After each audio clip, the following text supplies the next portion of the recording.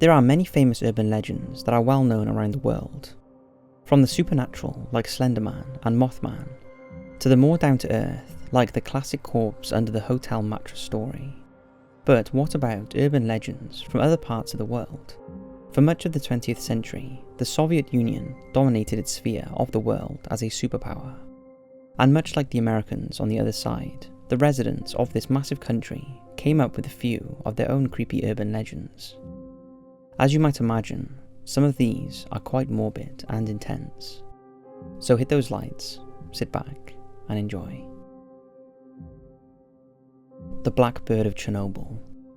The Chernobyl disaster was one of history's worst nuclear accidents.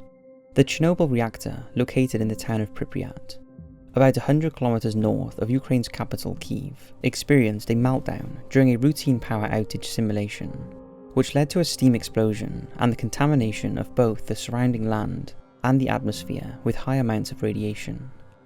Many myths and urban legends have grown up around the disaster, but this one might be somewhat familiar to those in the West.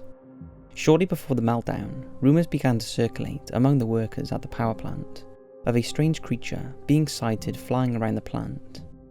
They described it as a large, dark, headless man with massive wings and brightly burning red eyes. Some had been having recurring nightmares about the creature, while others claimed to have witnessed it in person.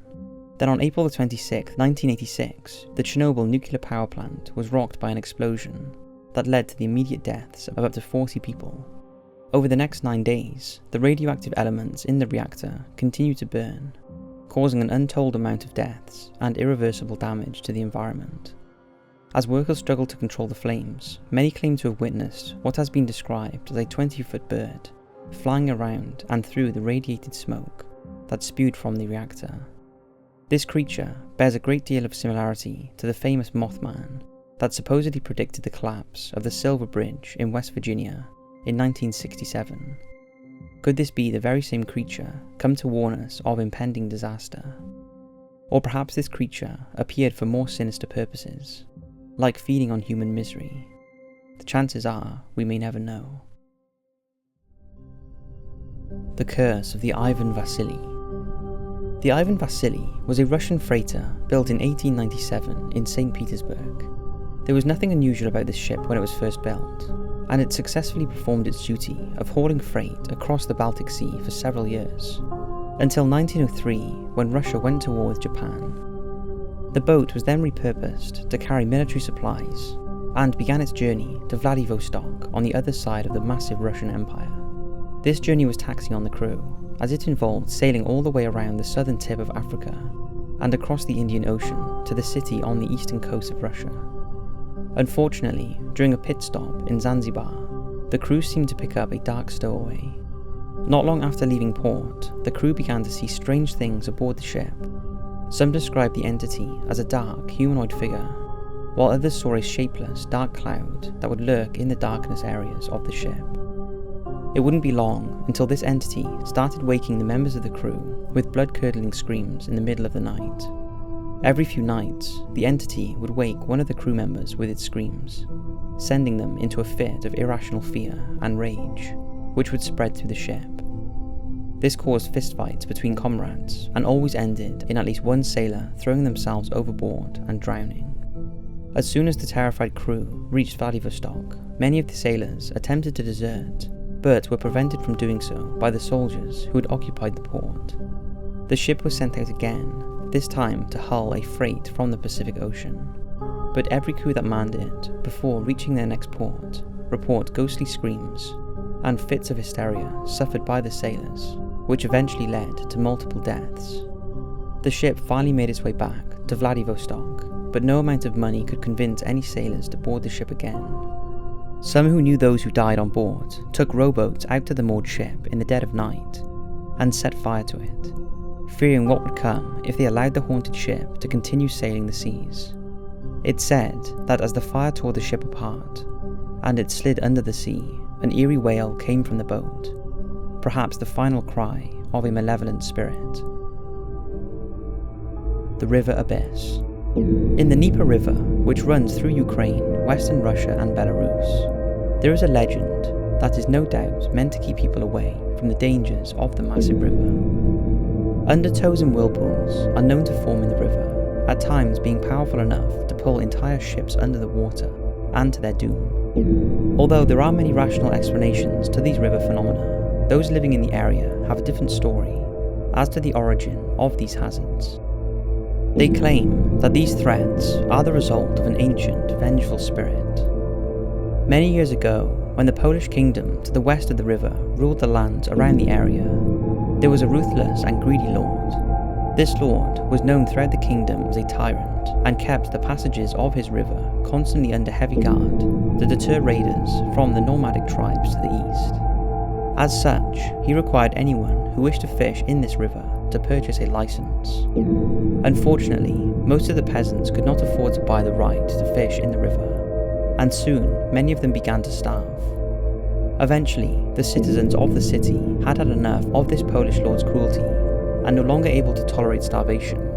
They stormed his keep, dragged him to the docks, and threw him into the river, where he drowned due to the weight of his jewels. However, since that day, the spirit of this lord has lived on, and it has hungered for revenge. His spirit supposedly began to create whirlpools underneath the fishing boats, belonging to the peasants, to pull down the descendants of those who drowned him to a watery demise. The Cursed Well. This urban legend is another cautionary tale, a story meant to prevent people from behaving in ways that most would see as unacceptable. The story goes like this.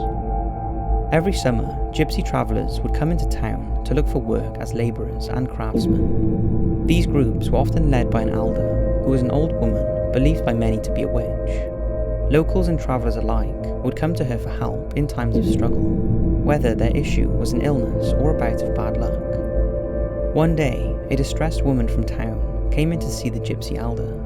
She explained to her that her husband, a mason and bricklayer, was an abusive alcoholic.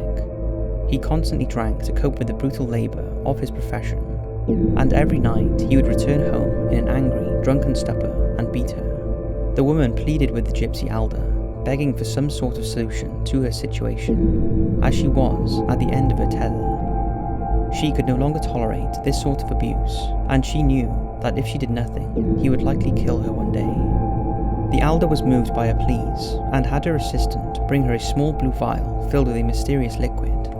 The elder handed the potion to the young woman, and gave her a set of simple and clear instructions. She told her to pour the potion into the town well, and then to go home and wait for her husband. The woman was unsure, but the elder insisted, saying that her husband will never get away with beating her again. So the mason's wife followed the instructions and poured the liquid into the town's well. That night, like clockwork, the mason returned, drunk as ever, and again beat his wife. At first, the wife was distraught, feeling as though she'd been tricked.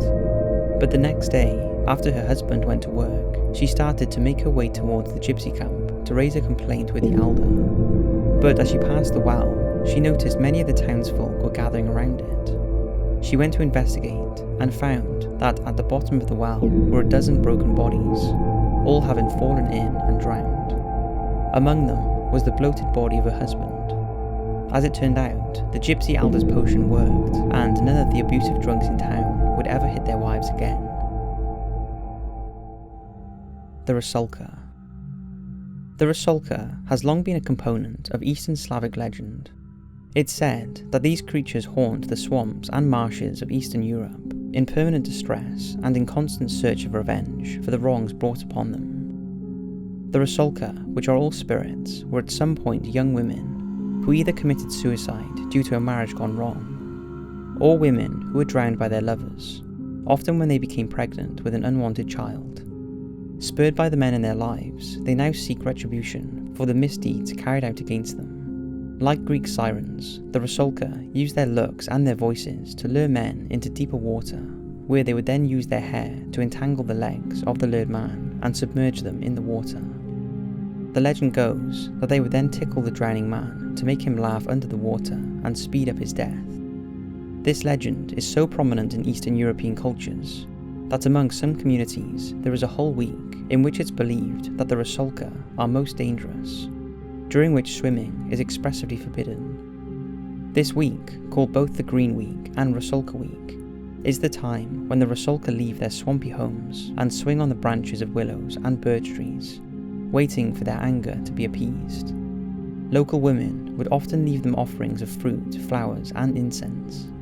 These strange creatures are said to be able to move onto the afterlife if their deaths are avenged, but many remain on this earth to this day, forever enraged at the men who have wronged them, and who now lure and drown all those arrogant enough to pursue them. So that's 5 terrifying Russian urban legends.